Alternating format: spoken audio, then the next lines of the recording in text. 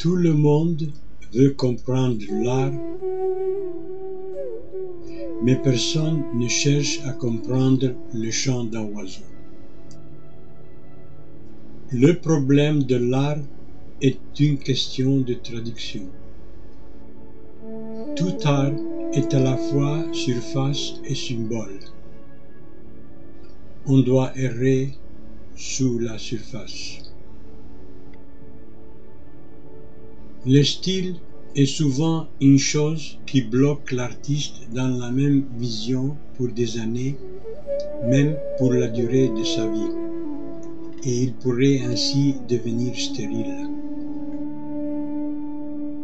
Bien qu'il existe de grands peintres de style, néanmoins, je préfère ne pas avoir un style.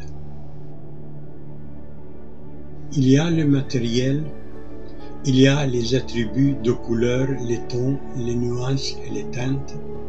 Il y a des millions de notes à jouer, mais il n'y a pas de technique. Savons-nous pourquoi deux couleurs chantent quand elles sont mises côte à côte? On ne peut jamais apprendre à peindre avec un lexique. L'art est né au plus profond de nous. Il a été ainsi avec les habitants des cavernes où leur nécessité a été magie et survie. Il a été ainsi avec les anciens Égyptiens dont l'esprit du système a prescrit le monument gigantesque pour commémorer l'éternité.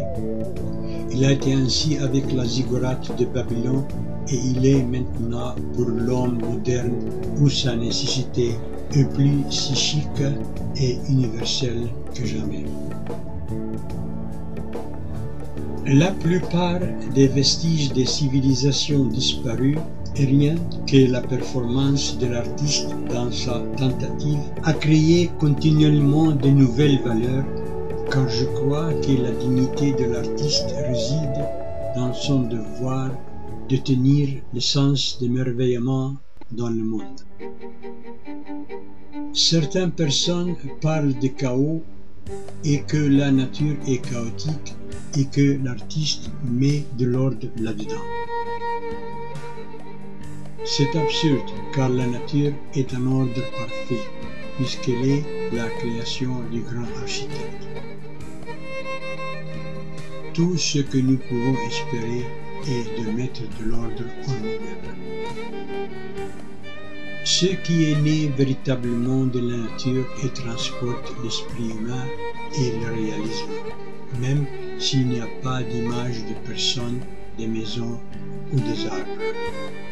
Parce que la vérité et la validité ne sont pas déterminées par la forme des éléments, mais par leur interaction. Ce que nous nous imposons n'émane pas de nous. Il n'est donc pas la vérité. Ce qui compte est ce qui vient spontanément et de façon impulsive d'une nécessité intérieure exortante. La pensée est de peindre et non pas quoi peindre. L'idée n'est pas pensée ou réglée en avance. Elle change tandis qu'elle est faite ainsi que les pensées changent. La toile est pour moi une boule de cristal dans laquelle je jette la peinture et découvre quelle sorte de magie prend place. Aucune génération et aucun individu est intéressé à l'art exactement de la même manière. Chaque génération et chaque individu apporte à la contemplation de l'art ses propres catégories d'appréciation, place ses propres exigences sur l'art et en obtient son propre usage. Les œuvres de chaque personne, soit en littérature ou musique, peinture ou architecture, ne sont que le portrait de soi-même. Nous pouvons recueillir tout ce qui est bon pour nous partout où nous pouvons le trouver, et si nous avons un tempérament, il va certainement figurer dans notre imitation. La beauté est dans l'œil du spectateur et pas selon un ensemble de dogmes. Elle est au-delà de tout canon.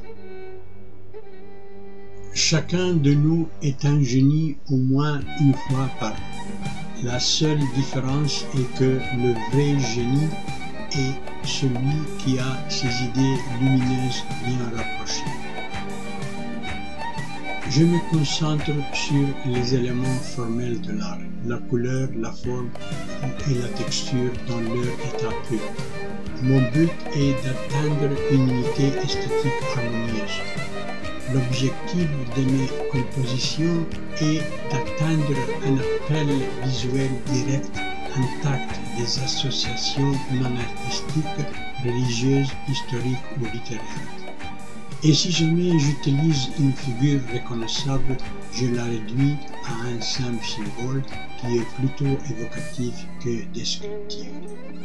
Pour cette raison, je m'abstiens de donner mes peintures des titres ou des noms qui ne manqueront pas à perturber la liberté de sélection du spectateur, enchaîne ses pensées avec un titre ou un nom définitif et l'interdit de rêver ses rêves.